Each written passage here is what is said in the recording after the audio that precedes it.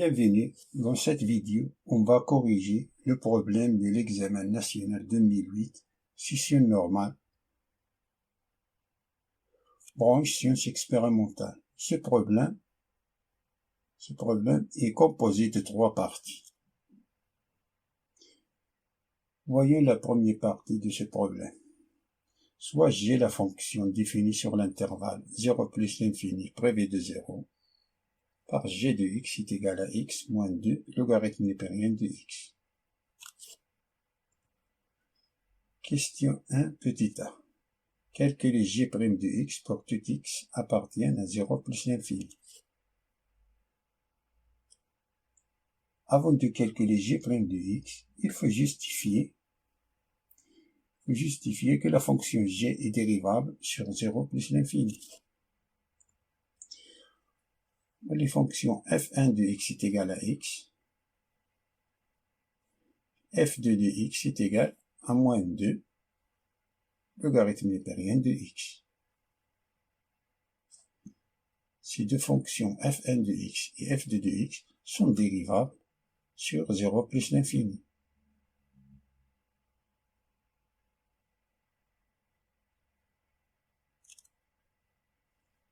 f1 est dérivable sur 0 plus l'infini, f2 de x est dérivable sur 0 plus l'infini, et bien alors la somme est également dérivable sur 0 plus l'infini. D'où g' de x est égal. La dérivée de x, c'est 1. Moins 2, la dérivée de 1 sur de logarithme népérien de x, c'est 1 sur x. On a 1 moins 2 sur x, c'est x moins 2 sur x.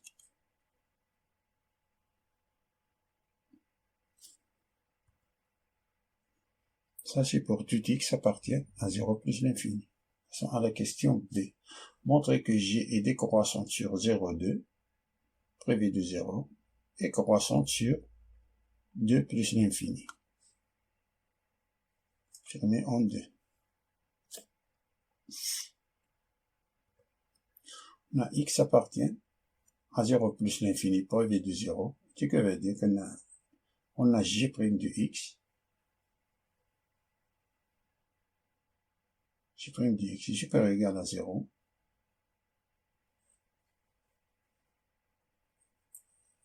Ce qui veut dire que x moins 2 sur x, pour tout x appartient à l'intervalle 0 plus l'infini prévu de 0, g' de x est supérieur ou égal à 0, ce qui veut dire que là, x moins 2 sur x est supérieur ou égal à 0. Ça, et ce qui veut dire que x moins 2 est supérieur ou égal à 0, car on a x appartient à l'intervalle 0 plus l'infini, c'est-à-dire que x est strictement positif. Alors, si on multiplie le numérateur et le dénominateur par x, si on multiplie les deux membres de l'inéquation par x,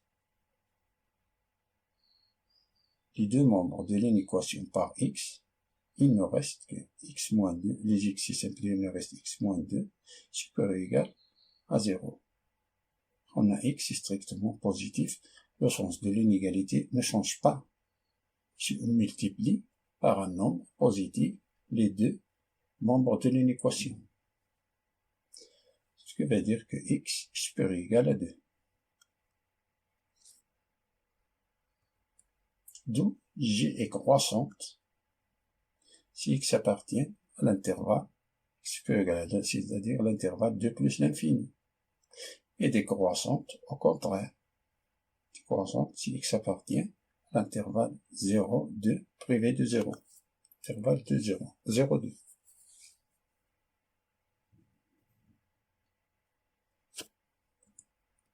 Question 2.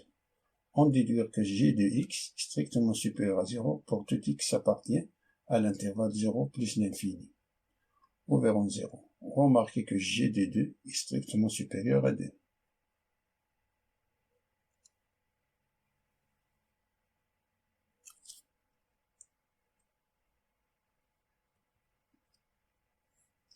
Si x appartient à l'intervalle 0,2, ce qui veut dire qu'on a x est inférieur ou égal à 2.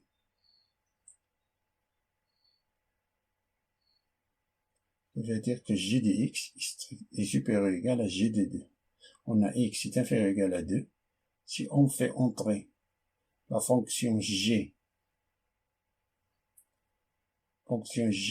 qui est décroissante sur l'intervalle 0,2, alors le sens de l'inégalité change.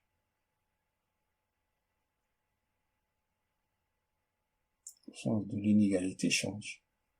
Alors on a ici inférieur, supérieur ou égal. G de 2, c'est 2 moins 2, logarithme népérien de 2. Logarithme népérien de 2, c'est 0,7. 2 fois 0,7, c'est 1,4. Alors on a 2 moins 1,4, c'est 0,6. 0,6 est strictement supérieur à 0. Alors g de x est strictement supérieur à 0.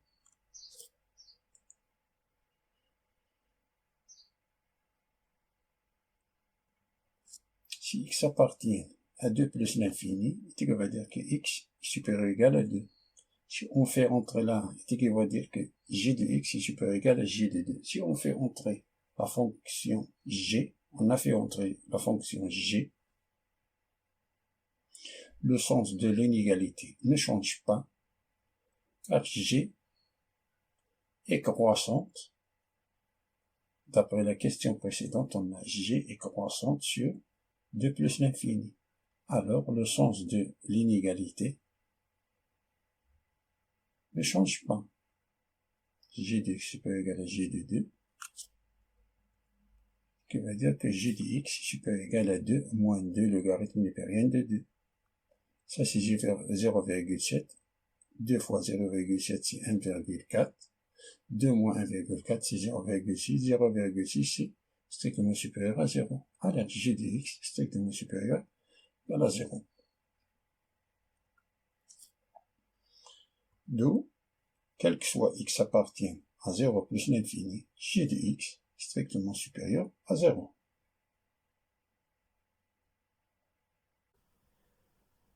Passons à la deuxième partie du problème.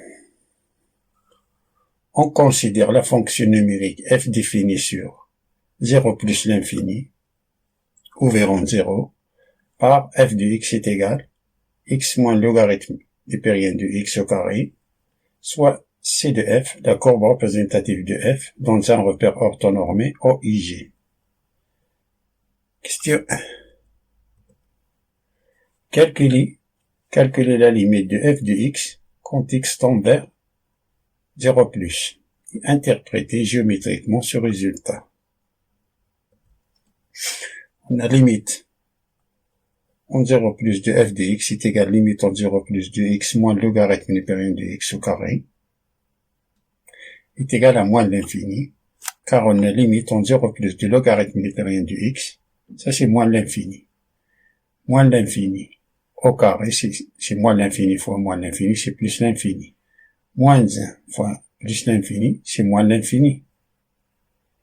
Ça c'est 0, x, c'est 0. Alors là c'est moins l'infini. Au résultat, moins l'infini.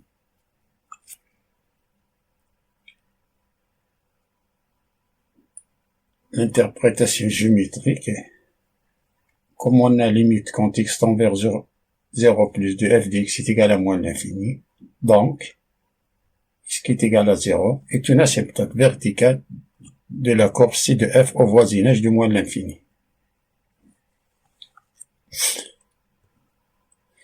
La deuxième question, petit a, montrer que limite quand x tend vers plus l'infini du logarithme supérieur de x au carré divisé par x est égal à 0. On pourra poser t est égal à racine de x. On rappelle que limite quand t tend vers plus l'infini du logarithme népérien de t divisé par t est égal à 0.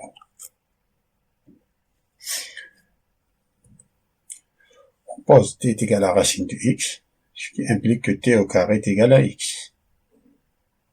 Si x tend vers plus l'infini, alors t, qui est égal à la racine de x, tend vers plus l'infini. Tu limites en plus l'infini. Le logarithme périen de x au carré divisé par x est égal à limite x. On le remplace par racine de x. T, c'est lorsque t tend vers plus l'infini, alors t tend vers plus l'infini. On le remplace par t tend vers plus l'infini. X, on le remplace par t au carré. Alors, c'est égal logarithme au carré de t au carré divisé par t au carré, qui est égal limite, quand t tend vers plus l'infini, de logarithme népérien de t au carré, tout au carré. Ça, cet exposant veut dire ça. Et à la puissance de tout, à la puissance de divisé par t au carré, qui est égal à limite de t tend vers plus l'infini. On applique propriété de logarithme népérien. Le logarithme log de a à la puissance b, c'est b log de a. C'est 2 logarithme népérien de t tout au carré divisé par t au carré, qui est égal limite t tend vers plus l'infini. Ça c'est 2 au carré, c'est 4 logarithme népérien de t au carré divisé par t au carré, qui est égal,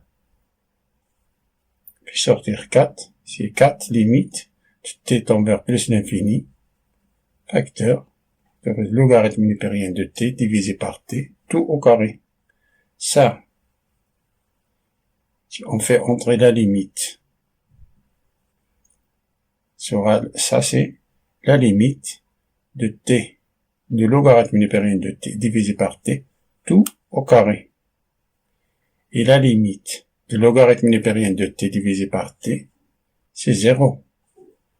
0 au carré, c'est 0. Et 4 fois 0, c'est 0.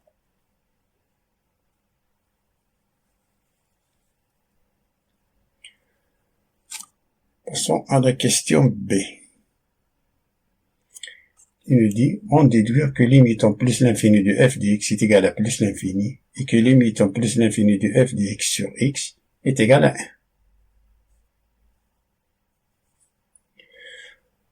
On va marquer que f de x est égal à x facteur de 1 moins logarithme népérien de x au carré divisé par x.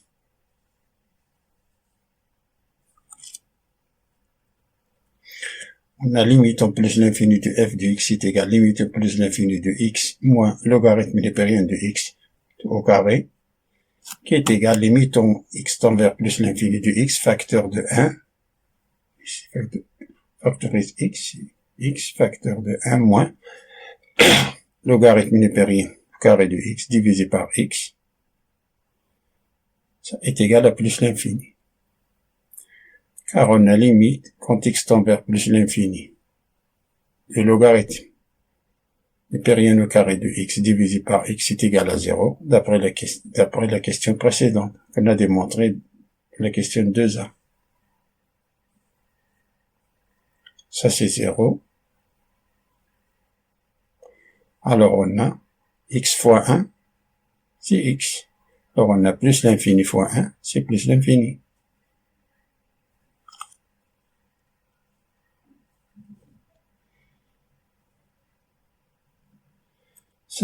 Ça veut dire que limite au plus l'infini de f de x est égal à plus l'infini nous indique qu'il n'y a pas d'asymptote horizontale au voisinage de plus l'infini.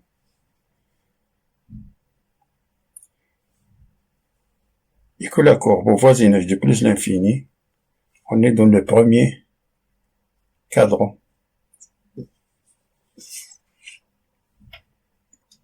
Ce qui nous indique limite quand x tend vers plus l'infini de f de x est égal à plus l'infini.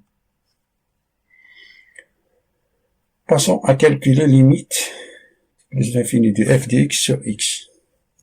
On a limite en plus l'infini de f de x sur x est égal à limite en plus l'infini f de x on le remplace par cette expression-là.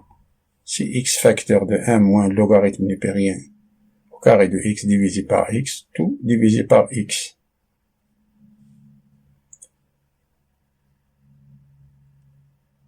J'enlève x en haut et x en bas. Le reste limite en plus l'infini de 1 moins logarithme népérien au carré de x divisé par x. Ça, c'est 0. D'après la question précédente, il nous reste 1. C'est égal à 1.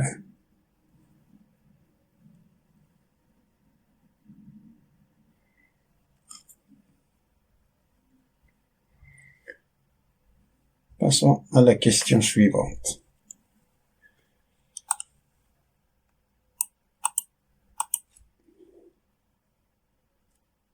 Il nous dit calculer la limite en plus l'infini de f de x moins x, puis en déduire que la courbe ci de f admet au voisinage de plus l'infini une branche parabolique de direction la droite delta y est égal à x.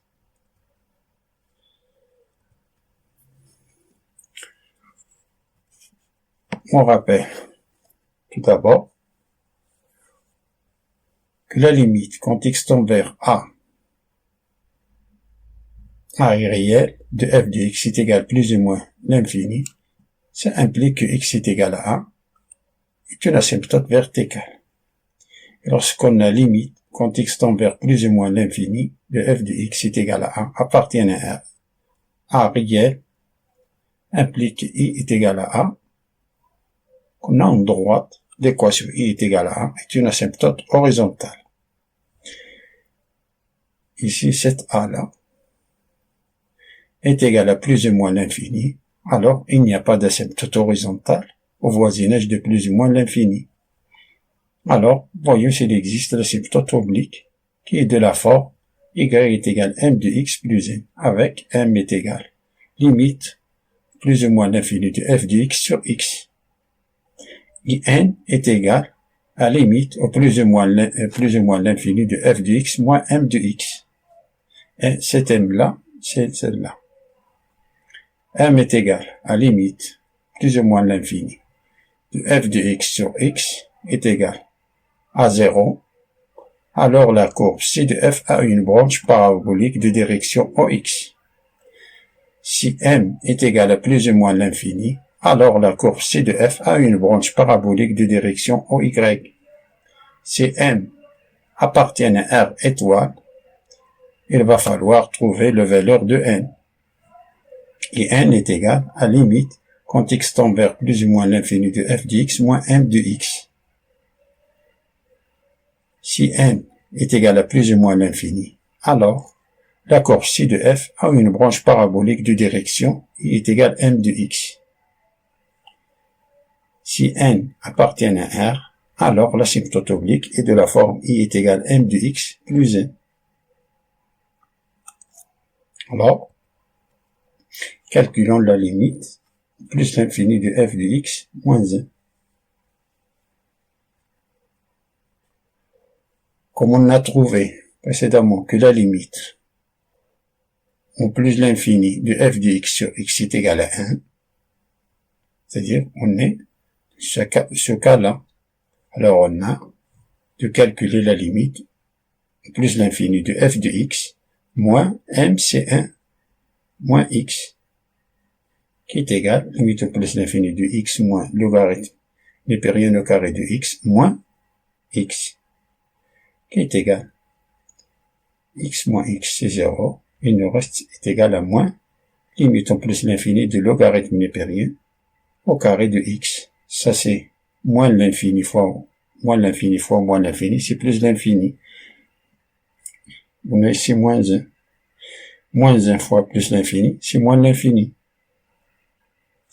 Alors on est dans ce cas-là.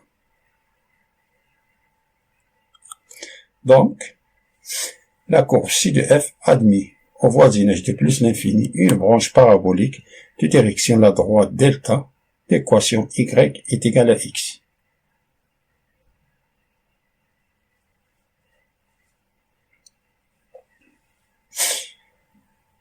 On a dit, là c'est, passons à la question D. Il nous dit de montrer que la courbe ci de f est en dessous de la droite delta.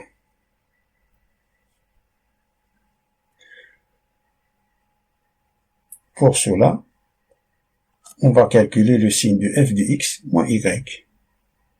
X moins y, c'est y là.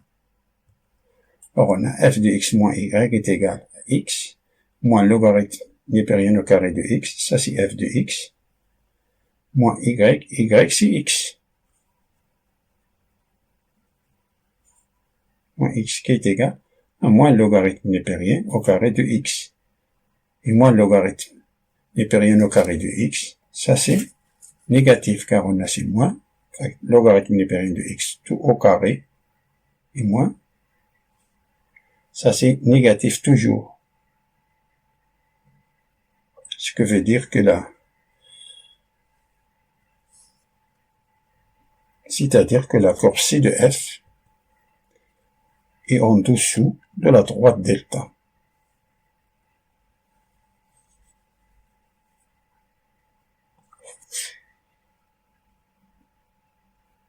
Passons à la question 3. Il nous dit de montrer que f' de x qui est égal à g de x sur x, pour tout x appartient à l'intervalle 0 plus l'infini privé de 0, et que f est strictement croissante sur 0 plus l'infini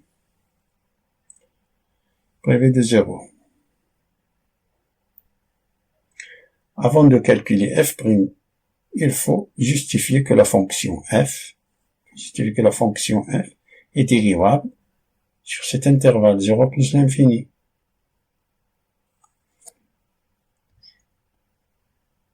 Et la fonction f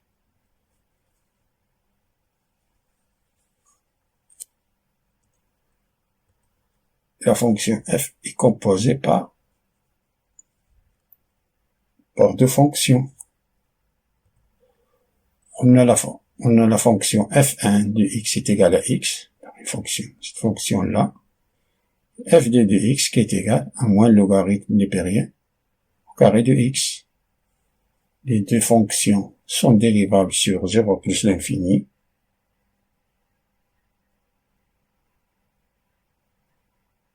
Ça, c'est une fonction linéaire, c'est une fonction dérivable sur R, en particulier sur 0 plus l'infini.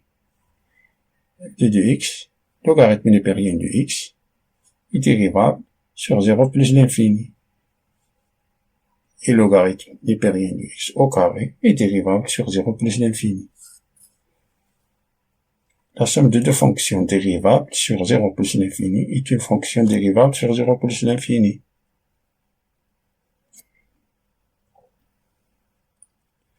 Alors, f qui est égal à f1 plus f2 est dérivable sur 0 plus l'infini. La somme de deux fonctions dérivables sur 0 plus l'infini est une fonction dérivable sur 0 plus l'infini. On rappelle quelques propriétés de la dérivée. Je vais utiliser celle-là, que f de x à la puissance n, sa dérivée est égale à 1 fois f de x à la puissance n moins 1 fois f' de x. Et la dérivée de logarithme népérien de f de x est égale à f' de x divisé par f de x. Je vais utiliser ces deux-là. La f de x qui est égal à x moins logarithme népérien au carré de x, ce qui implique que f' de x est égal à la dérivée de x, c'est 1, moins 2, nous utilisons cette formule-là, depuis celle-là. C'est moins 2 logarithme népérien de x fois 1 sur x, qui est égal à 1 moins 2 logarithme népérien de x divisé par x, qui est égal réduit au même dénominateur. On a ici x divisé par x sera x moins 2 logarithme népérien de x sur x. Et comme g de x est égal à x moins 2 logarithme népérien de x, alors f' de x est égal, le numérateur, c'est g de x. Alors, f' de x est égal à j de x sur x.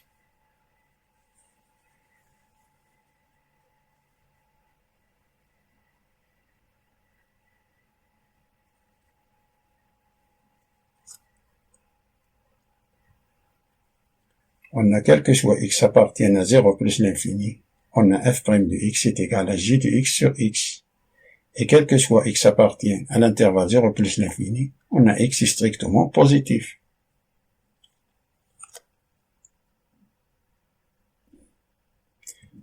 Par conséquent, le signe de f' de x est le même que celui de j de x.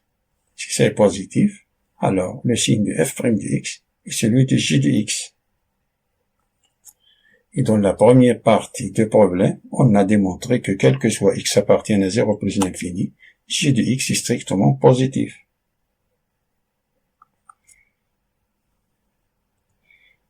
Donc, si x appartient à l'intervalle 0 plus l'infini, alors j de x est strictement supérieur à 0, ce qui implique que f' de x est strictement positif.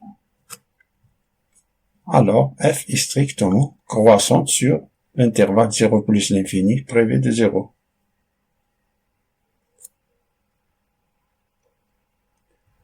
Passons à la question B, 3b. Dressez le tableau de variation de la fonction f.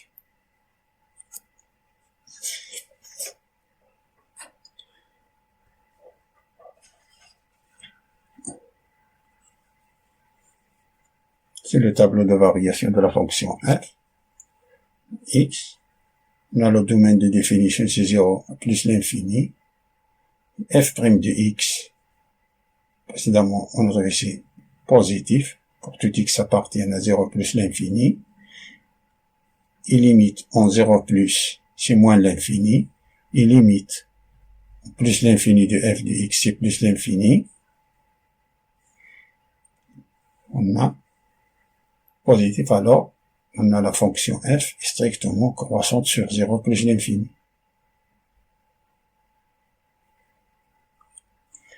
La question C nous demande de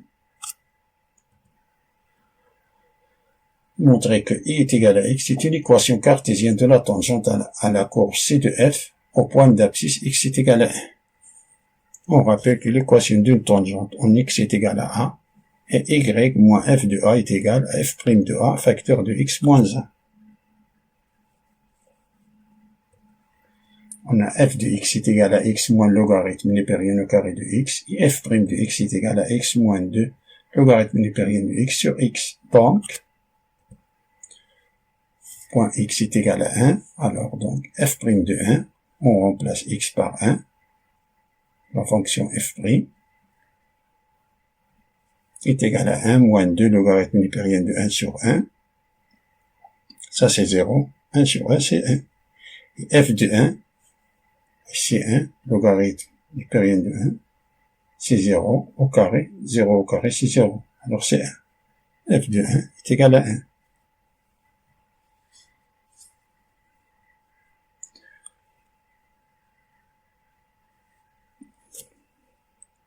Alors on remplace, donc on place dans cette équation-là, d'où on a i est égal à f de 1 qui est égal à f' de 1 facteur de x moins 1. On va dire que i moins 1 est égal à 1 facteur de x moins 1. Simplifie les moins 1, il nous reste que y est égal à x.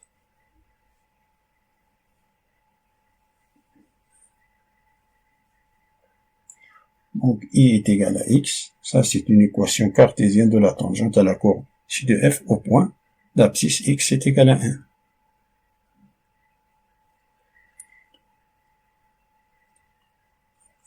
Et la quatrième question de démontrer que l'équation f de x est égale à 0 admet une unique solution alpha dans l'intervalle 0 plus l'infini et que alpha est compris entre 1/2 et 1 sur e.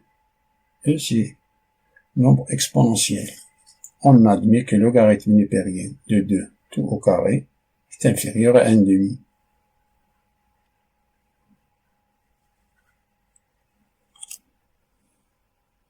Logarithme népérien de 2 à peu près 0,7. Alors 0,7 au carré, ça c'est 0,49. 0,49 est inférieur à 0,5. Ça c'est 0,5.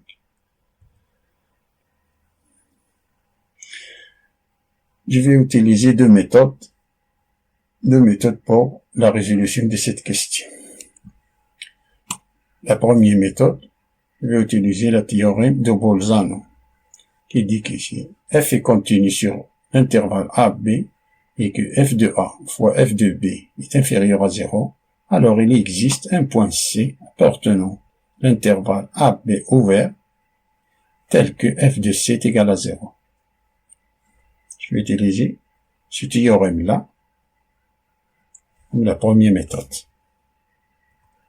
On a f de x est égal à x moins le logarithme népérien au carré de x. F est continu sur 0 plus l'infini. Particulier, f est continu sur l'intervalle ouvert 1 sur e, 1 demi.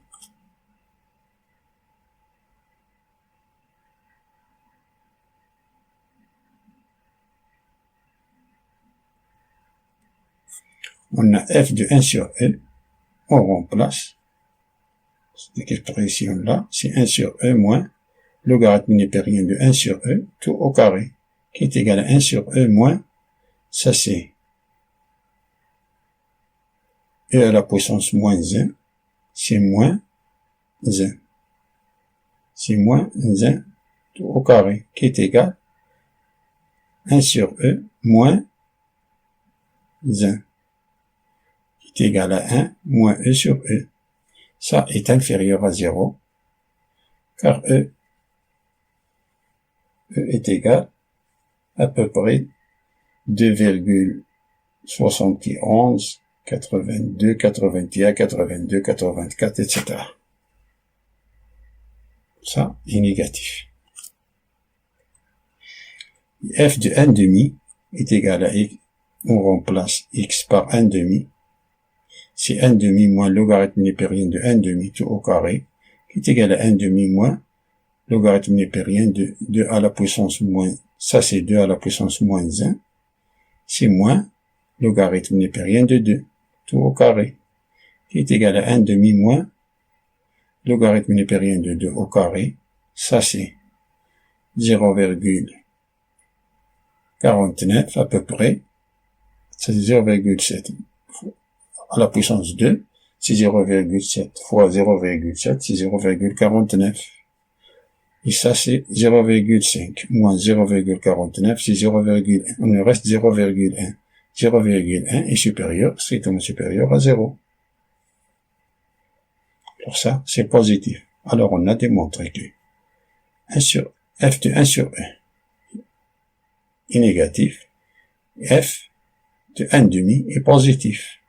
Et le produit de f de 1 sur e fois f de 1 demi est négatif.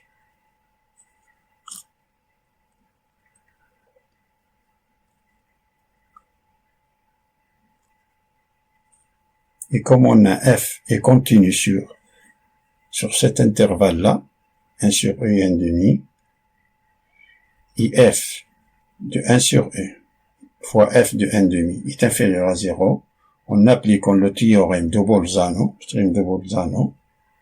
alors il existe au moins un alpha appartenant 1 sur e, 1 demi, tel que f de alpha est égal à 0.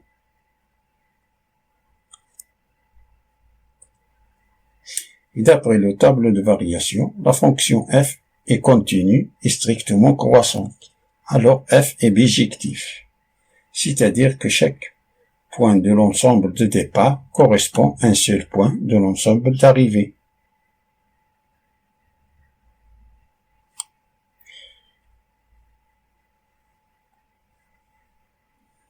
D'où il existe un seul point alpha appartenant 1 sur 1 demi, tel que f de alpha est égal à 0. Passons à la deuxième méthode.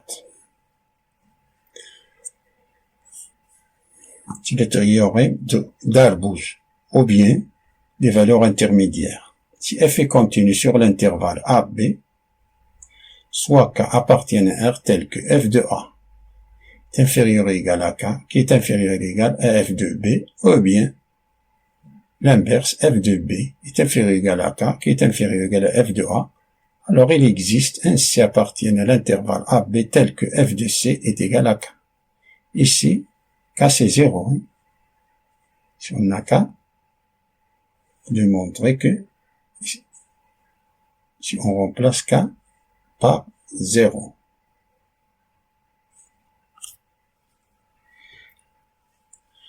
Puis le même travail, on a f continue sur l'intervalle, on calcule f de 1 sur E, on calcule f de 1 demi,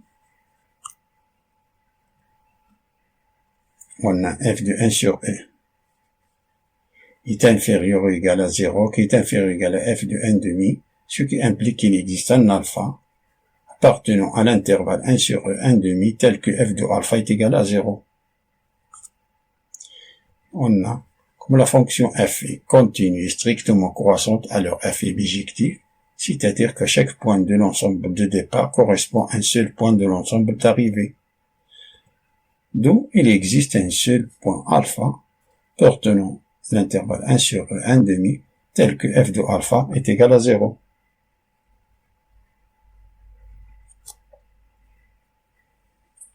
Passons à la question 5, la construction de la courbe.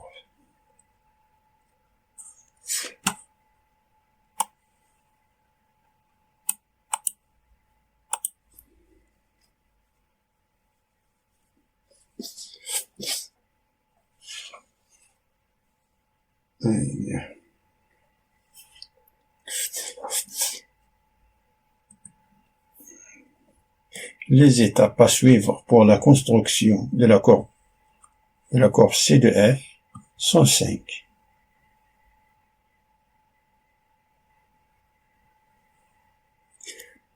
Avant, voyons le tableau de variation. Comme on a dressé précédemment.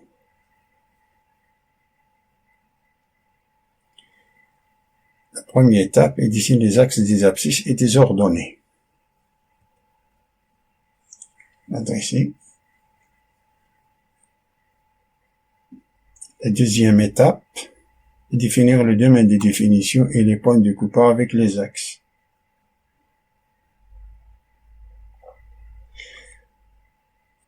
D'après le tableau de variation, le domaine de définition, c'est 0 plus l'infini. C'est-à-dire qu'on a la trajectoire de la courbe se rencontre dans le premier cadran et le quatrième cadran. Ça c'est le premier et le quatrième. Ça c'est le deuxième, le troisième. On a 0 plus l'infini, c'est-à-dire qu'on est, la courbe se rencontre dans le premier et le quatrième cadran. Et précédemment, on a démontré que f de alpha est égal à 0.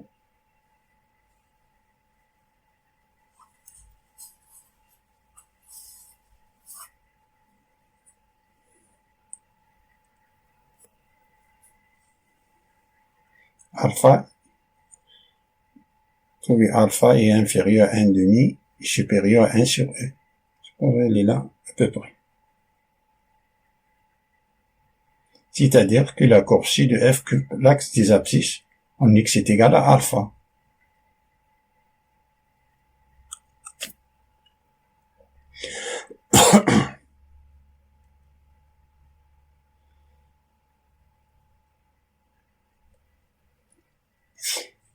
Et la troisième étape est dessiner les asymptotes et les branches d'infini. D'après le tableau de variation, on a la limite. En 0 plus, c'est moins l'infini. En 0 plus, le f de x, c'est moins l'infini. Ce qui nous indique que la courbe C de f admet une asymptote verticale. d'équation x est égal à 0 au voisinage de moins l'infini. X est égal à 0, c'est l'axe des ordonnées. Cela signifie graphiquement que la distance entre la courbe et l'asymptote verticale, ça c'est l'asymptote le rouge, l'asymptote verticale, l'axe des ordonnées, tend vers 0, la distance qu'il y a entre l'asymptote et la courbe, supposons que la courbe passe par là, qui est la distance, tend vers 0.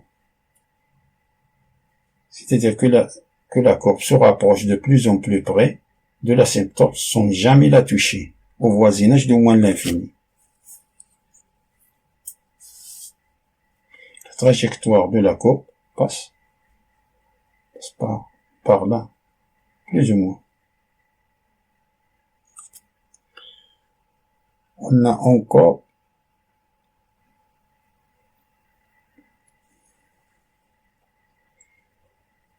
que la limite en plus l'infini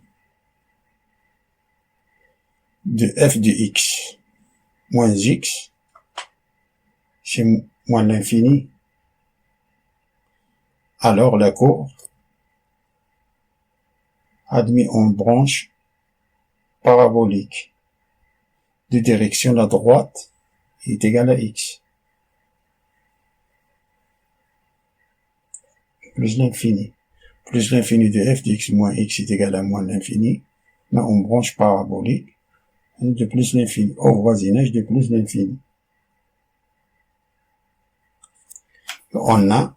Comme on a f de x moins y, on a trouvé c'est moins logarithme népérien de x tout au carré qui est inférieur ou égal à 0, alors la courbe se rencontre au-dessous de la droite delta.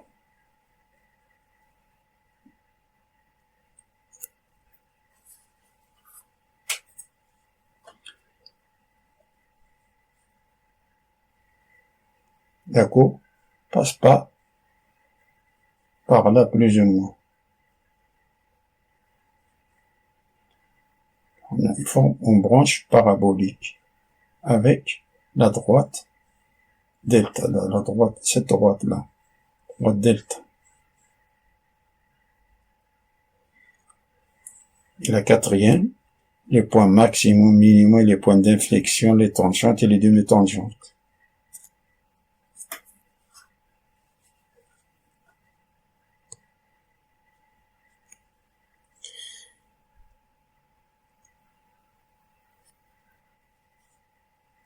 D'après l'énoncé, on a I, le point I, coordonnées E moins 1, et le point 1, 1, point de contact entre le point 1 et le point de contact entre la tangente,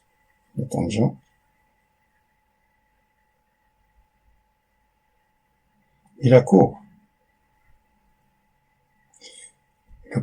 Ça c'est le point d'inflexion. On a ici E moins 1. Le point d'inflexion, c'est un point où il y a un changement de concavité. Même point d'inflexion, la tangente traverse la courbe.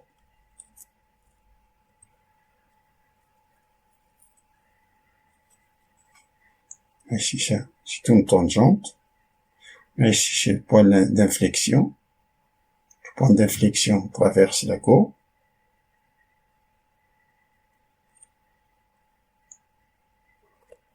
Cinquième, enfin, de tracer les intervalles de croissance et de croissance.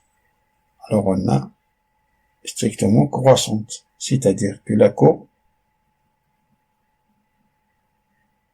passe pas, ce point-là passe par là, passe par ce point-là, alpha. Les tangentes ici traversent la courbe, le point d'inflexion, ça c'est un point d'inflexion. Ici, par là.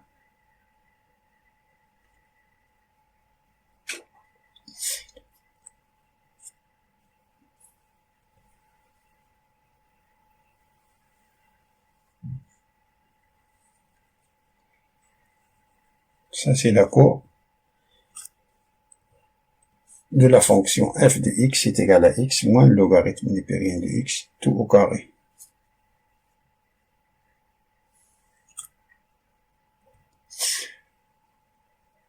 Passons à la question 6. Montrer que h de x qui est égal à x logarithme népérien de x moins x est une fonction primitive de la fonction logarithme népérien de x sur l'intervalle 0 plus l'infini, puis montrer que l'intégrale 1e de logarithme népérien de x est égal à 1. On a h de x est égal à x logarithme népérien de x moins x, ce qui implique que h' de x est égal, si on dérive x c'est 1 fois logarithme népérien de x plus x fois 1 sur, ça c'est 1 sur x, sa dérivée, x fois 1 sur x, et la dérivée de celle-là c'est moins 1, qui est égal logarithme népérien de x fois 1 sur x, ça x divisé par x, est égal à 1, car on a x est différent de 0, car elle appartient à l'intervalle 0 plus l'infini, privé de 0. Ça c'est 1 moins 1, ça c'est 0, alors il nous reste logarithme népérien de x.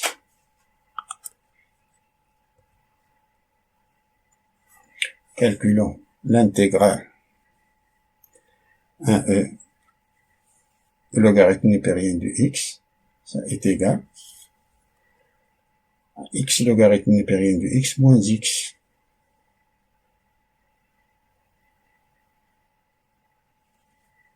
E qui est égal à E, ceci, logarithme népérien de E, c'est 1, c'est-à-dire E fois 1, c'est E. E moins E, moins 1 fois logarithme népérien de 1. Logarithme népérien de 1, c'est 0. 1 fois 0, c'est 0. Moins 1, qui est égal à 1 moins 2. Ça, c'est 0. Il nous reste moins 1, c'est 1. À la question B.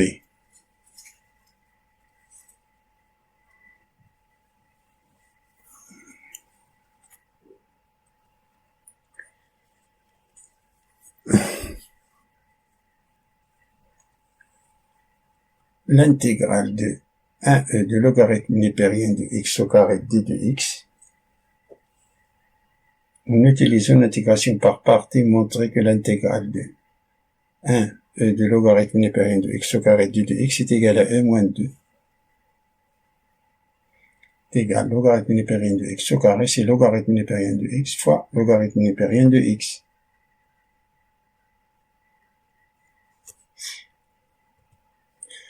Une intégration par partie, la formule c'est e d de v est égal à ev moins l'intégrale de v d de u.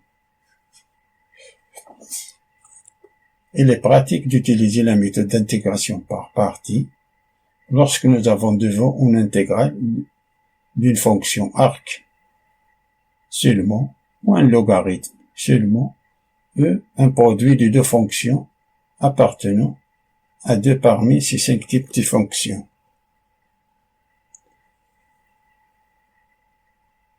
Fonction inverse, logarithmique, algébrique, trigonométrique et exponentielle. C'est pour cela que j'utilise le mot magique ilaté. Alors,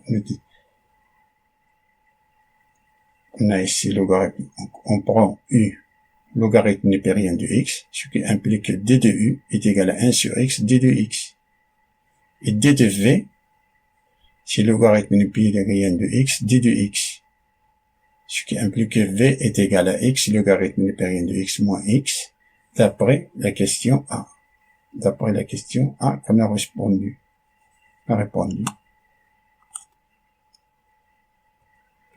Alors, l'intégrale 1 de logarithme népérien au carré de x, d de x est égal E fois V, entre crochets 1E, moins l'intégrale 1E de logarithme népérien de x, ça, fois ça. X logarithme népérien de x fois 1 sur x, c'est logarithme népérien de x, moins x fois 1 sur x, c'est moins 1, d de x, qui est égal, ça c'est, on remplace par E, x, E, fois logarithme népérien de E, ça c'est 1, E moins E, c'est 0, fois logarithme népérien de 1, E, il nous reste 0. Et 1, on a ici, ça c'est 0, il nous reste ici moins 1, ça c'est 0, alors il reste 0, alors il nous reste, il est égal logarithme, on change les bords, il nous reste celui-là, ça c'est 0. Il nous reste ce logarithme népérien là, on change les bords, alors on a logarithme népérien de x moins 1 d de x, qui est égal à l'intégrale de E1 de logarithme népérien de x, plus l'intégrale de E1 de moins 1 d de x. Ça, l'intégrale de E1 d logarithme népérien de x, plus, ça c'est moins x, entre crochets de 1e, qui est égal à l'intégrale de E1 de logarithme népérien de x, ça c'est moins 1 plus E, c'est l'exponentielle, qui est égal à moins l'intégrale 1E, on a changé les bords, le logarithme népérien de x d de x, moins 1 plus E, qui est égal à moins 1 plus E, qui est égal à moins 2 plus E, d'après la question précédente.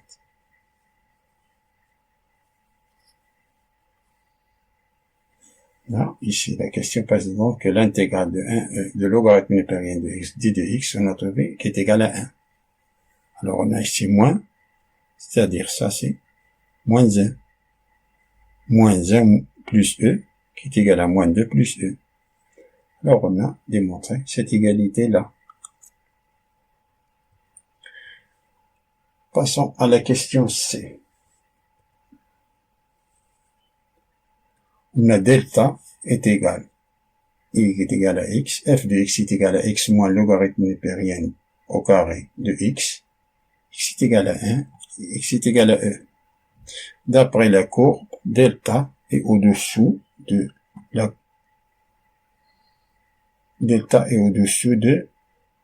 C de f. Alors, l'aire de domaine plan délimité par la courbe C de f, delta,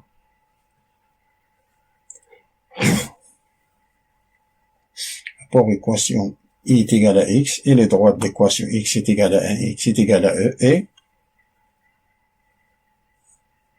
voyons, c'est la partie assurée.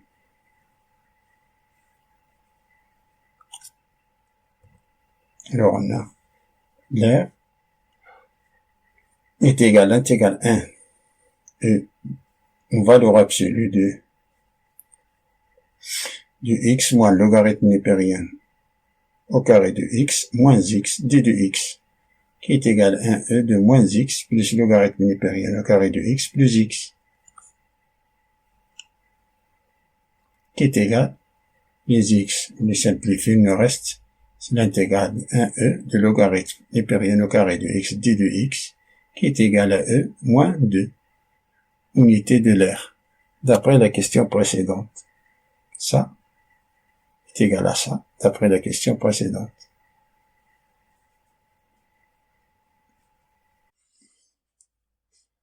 Passons à la troisième partie, qui nous dit, on considère la suite numérique E de n définie par ce premier terme E0 est égal à 2 et U de n plus 1 est égal à f de U de n, quel que soit n appartient à n. Question 1.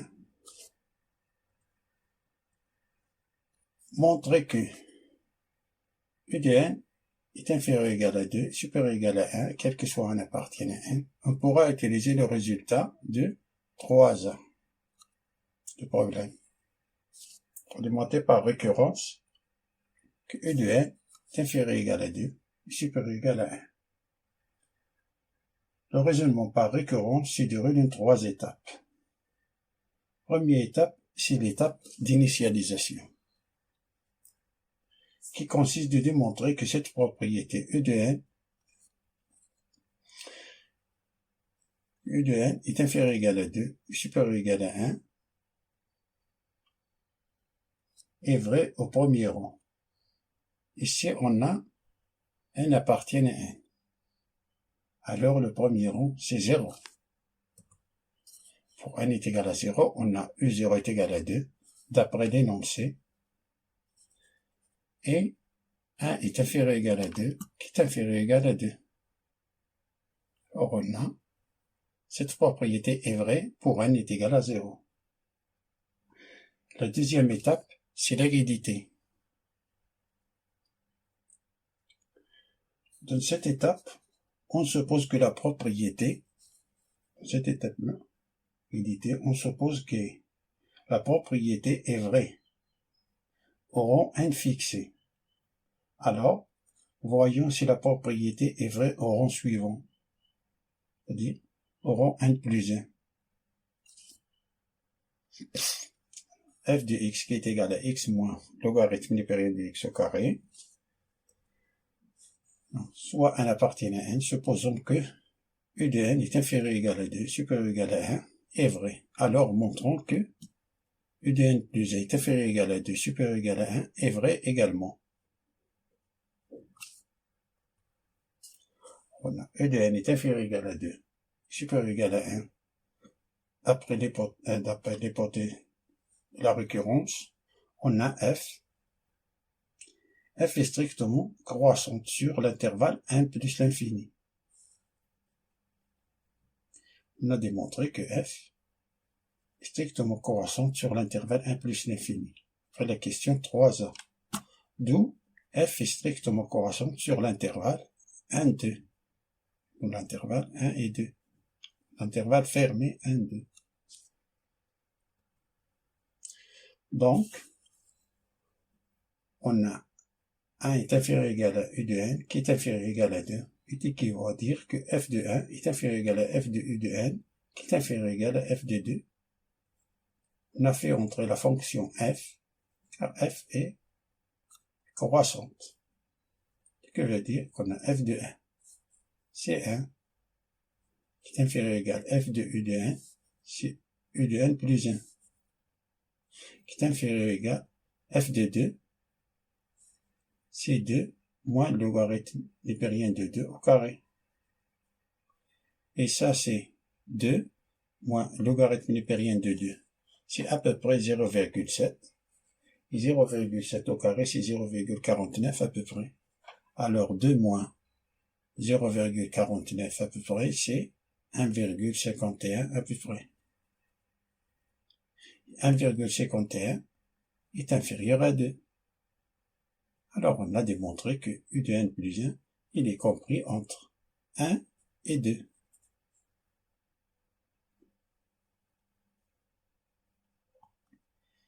C'est-à-dire qu'il est vrai. Voyons, la troisième étape, c'est la conclusion.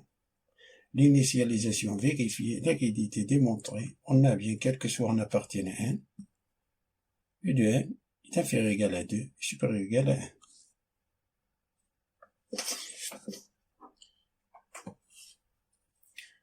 Passons à la deuxième question. Il dit, montrer que la suite U de n est décroissante.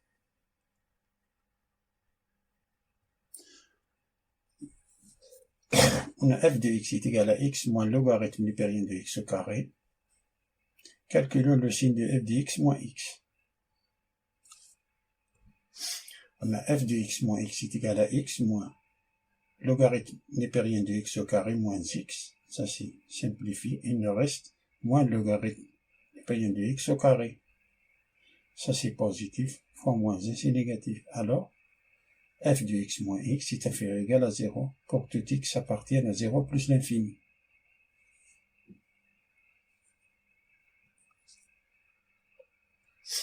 D'où f de x moins x est inférieur ou égal à 0 pour tout x appartienne à 0 plus l'infini.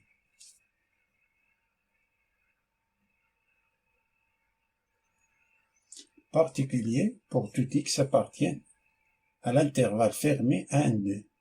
Ça veut dire que f de x moins x est inférieur ou égal à 0.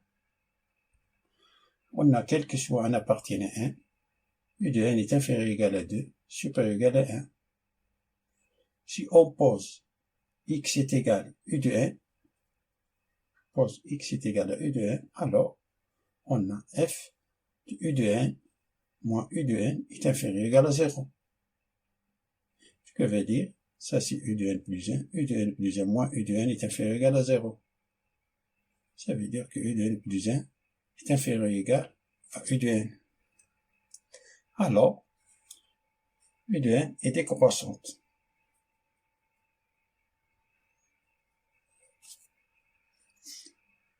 Passons à la troisième question. On déduire que u de n est convergente, puis déterminer sa limite. On a u de n y compris entre 2 et 1.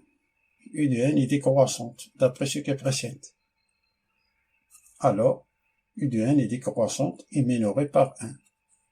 U de n, il est borné, il est minoré par 1, ce qui implique que la suite u de n est convergente.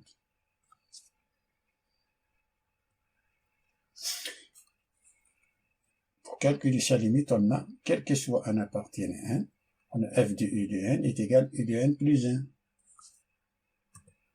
On a u de n est convergente. On a encore u0 est égal à 2, qui appartient à l'intervalle 1, 2. On a f, la fonction f est dérivable sur 0 plus l'infini, ce qui implique f est continu sur 0 plus l'infini, en particulier sur l'intervalle fermé 1 et 2.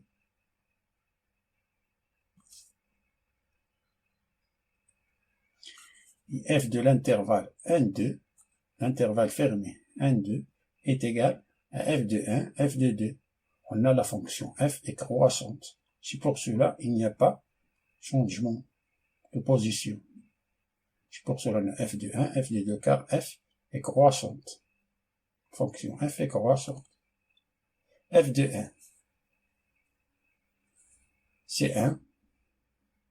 C'est x moins le logarithme népérien de 1, c'est 1 moins le logarithme népérien, c'est 1. F de 2, c'est 2 moins le logarithme népérien de 2 au carré. Ça, c'est le logarithme népérien de 2, c'est 0,7 à peu près. Et 0,7 au carré, c'est 0,49. 2 moins 0,49, c'est 1,51.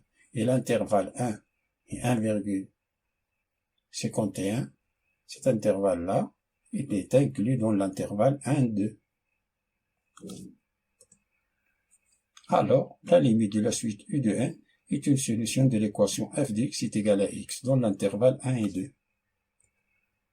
F de x est égal à x, ce que veut dire que x moins le logarithme népérien de x au carré est égal à x, que veut dire qu'on a, ça c'est simplifier les x, on a moins le logarithme népérien au carré de x est égal à 0, ça veut dire que le logarithme népérien de x est égal à 0, ça veut dire que x est égal à 1.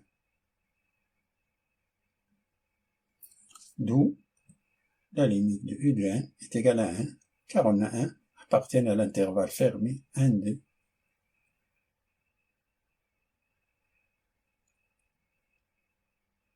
Fin de la résolution de ce problème. Merci pour voir cette vidéo et à bientôt.